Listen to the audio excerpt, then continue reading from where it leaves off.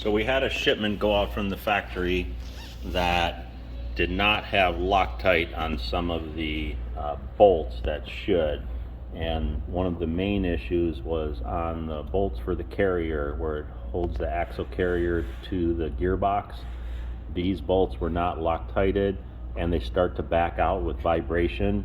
If they come out too far and aren't stayed tight, then this will start to flex and you can get the axle, the tip of the axle can break off, which will mean the motor will run but the trike won't go anywhere.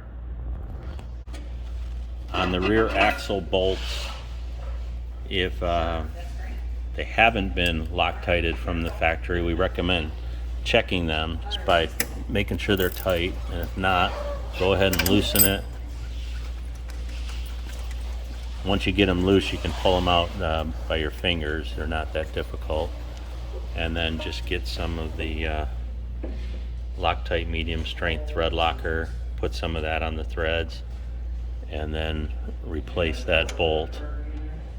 And we recommend going around doing all 5 of them, do one at a time, and then you won't have to align it. It'll go in and out very easily once you get the Loctite on there. And then go ahead and tighten it back up, get it fairly snug, and then just pull it one good time, and that's tight enough. Loctite all 5 of those, and then the 5 on the other side. They're tucked in a little bit farther here.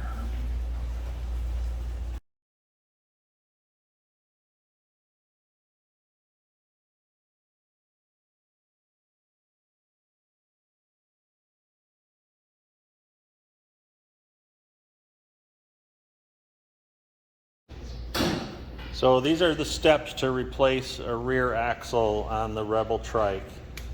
The axle comes as a full assembly, so it'll have the hub, rotor, and everything already mounted on it. This is the right side, which is a little bit shorter from here to here. The left side is longer. So what you want to do is get the Trike up on a stand to get the back wheels off of the ground a little bit. And then a couple things you're going to do first.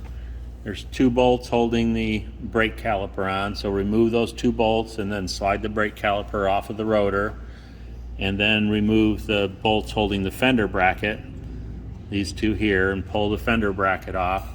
Once you have those out of the way, there's not a lot holding the rear axle on. You've got these 2 bolts right here, and those hold the axle to the swing arm. So you remove these 2 bolts on this side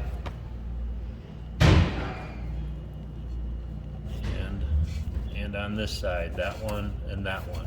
That frees the whole axle assembly from the swing arm and allows you to pull the whole axle back. So when you bring the axle back,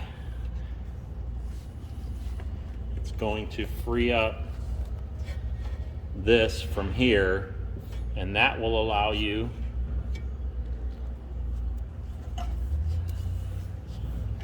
undo these bolts. So these are the 5 bolts that hold the carrier to the differential. So you've got that on both sides. This is the right side, same thing on the left. Once this is away from this carrier, you undo these 5 bolts, and the whole axle assembly will just slide out.